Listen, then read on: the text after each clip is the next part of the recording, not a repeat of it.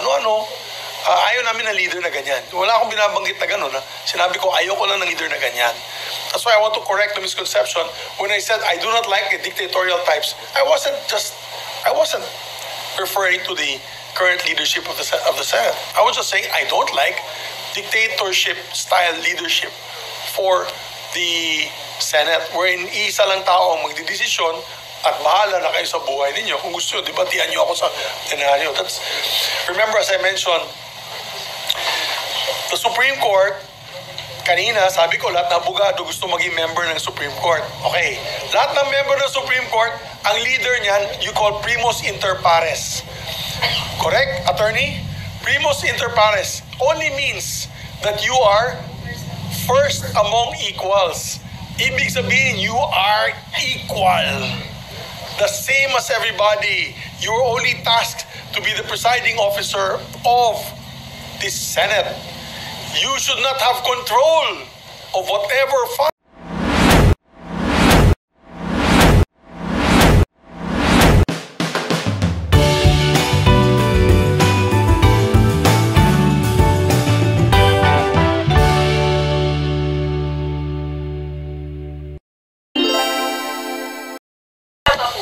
Suko na yung grupo ninyo? Hindi naman suko na kasi, I don't know. That's okay. It's okay with me. I treat them with respect. That's par for the course. We're in politics. Of course, in politics, there's no permanent friends. No permanent enemies, only permanent interests. So, yun nga sir, since meron ng si SP Cheese ng majority, mukhang malabo na si SP Soto for now. For now, yes. But you know, we're open to another third force. Baka may dark horse dyan na gustong tumayo. Why not? We talked about it sa grupo namin. If there's a dark horse that will come out, that's not necessarily us four, we're willing to support. Because basta ang pangako lang niya ay transparency at integridad ng Senado. Yan ang mahalaga. Ang integridad ng Senado at isunod ang mga rules, mga batas, mga tinatawag natin traditions ng Senado. But as for SP Soto, medyo malabo for the opening of 20th Congress. Well, as all the pronouncements of my friends from the other side is that they have the numbers, so be it. But anything can happen. Anything can happen. Remember that mid-year 2026, 2027, anything can happen. So, what is important is like-minded senators will get together and decide one day that if they're satisfied with the leadership or not. Our bloc is ready to support. Okay, Camille. Senator, yung impeachment po talaga is very divisive. Alam po natin yan sa buong bansa actually. Is support or opposition to BP Duterte's impeachment becoming a proxy battle in the race for Senate presidency? Ano po yun? Kasi yung race po, ito po bang impeachment kay BP Duterte? Malaking ito po ba ang proxy battle para She's still the number one in all the surveys that I've seen in the last 3 weeks. She's still the number one leading candidate. The last one nakita ko 35% siya at nandun si Bongo at 14%. So kung tanggalin mo yung Bongo factor dun, that's about 49%.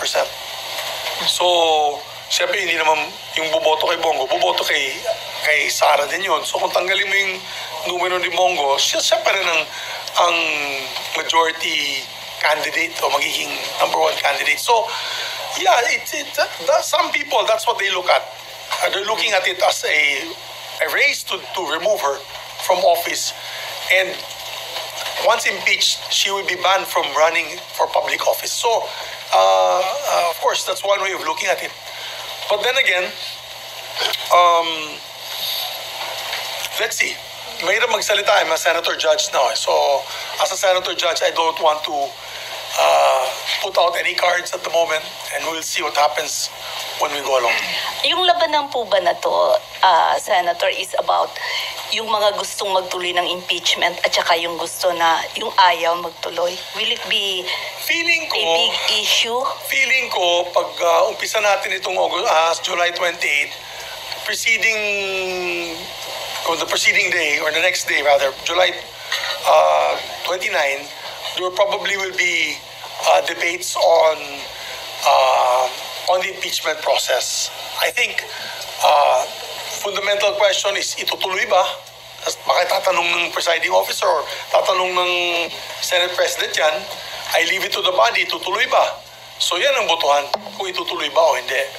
I think ganun ang mangyayari dyan. So, we'll see, no, kung sinong mananaig, sinong mananalo. Okay. Sir, do you think yung Senate presidency was decided along the lines of impeachment? My silence is deafening.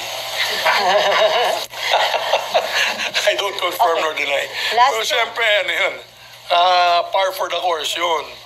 Diba? Last two Alam mo sa questions. politics lang ha, Okay, Ate sir. Sally, scratch my back, I scratch your. Yeah. Ganun lang naman yan, di ba? So, ano yun?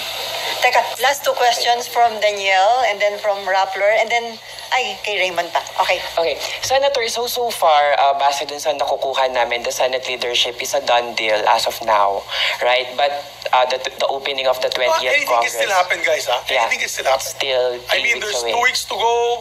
Maybe one of the blocks there will see us. So, we're not saying it's a done deal. Yeah. Although, signature-wise, I think it is. Marami nang pumirma nun. Sa resolution. Pero sa resolution, I think may over 13 na sila. But anything can still happen between now till 2028. So, I mean, July 28. July 28. July 28. Center mo no. Inom muna ako ng kape. Nakape muna ako. Ay, hindi ko gumagalaw yung kaampo. Ha? Oo. Wala na ako. Retired na ako nun. Do you know? Okay, tapos ka na, Rappler. Meron pa. Sorry, sir, so... So it's what- still possible. Yeah, Anything can it's still happen. possible. Yes. So what do you think will turn the tide for Chis Escudero or Soto? Ano ba yung possible pa na maganap in the lead up to the opening of the 20th Congress that could possibly change the decision for now? Well, I can't say. I mean, they all have to examine their conscience on who they want to support. Diba? Ganun lang naman yan. It's an individual decision. Although it's by blocks. We all know there's a 7-man block, the Duterte block. The Duterte block can join us. There were already 12. All we need is one, that's 13. Diba? They can join Cheese, then they have the number. So, there's also the other block. There's the Cayetano block. So, maraming bloke dun eh. So, Nililigawan niyo yung Duterte Block. dalawa pero kasama din, may mga kasama din sila. Well, for example, there's also the Tulfo block, dalawa. Cayetano block, dalawa. Pero pumirma na daw. Hindi, yung Estrada block. Villar Block. Estrada Block. Well, I guess yung seatmates na naiwan doon, 3 sila. Diba? So, I mean, for example, if the seatmates all of a sudden decide to come back to us, then that's 4 plus 3 is 7. Plus, let's say we get the Cayetano block, that's 7, 8, 9. So we just have to get 3 more. I mean, Duterte things block. can still happen. Things can still happen. We're not surrendering at this point in time. Basta importante na dito sa grupo namin, gusto sana namin protektahan ang integridad ng Senado. Maawa na kayo, bugbog ng Senado. Bugbog sa matang tao, bugbog ng Senado. So,